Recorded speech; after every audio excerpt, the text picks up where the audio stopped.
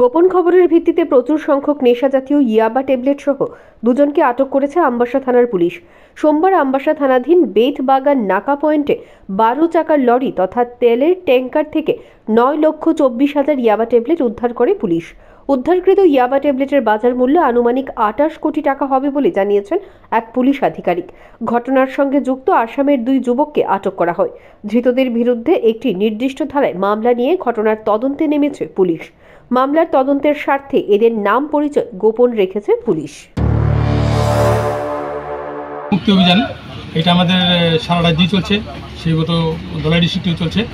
আর আজকে আমরা একটা সিক্রেট ইনফরমেশনের উপর বেস করে যখন আমরা গাড়ি সবগুলি সার্চ করছিলাম, পার্টিকুলার গাড়িটাকে আমরা যখন সার্চ করি তখন গাড়িটার মধ্যে থেকে গাড়ির যে তেলের ট্যাঙ্ক আছে ওটাতে প্রায় 9,24,000 ইয়াবা ট্যাবলেট ঢোকানো ছিল বিভিন্ন প্যাকেটগুলি আমরা উদ্ধার করেছি। এবং তারপর দুজনকে আমরা আরোপীকে আমরা বিচ্ছিন্ন করেছি।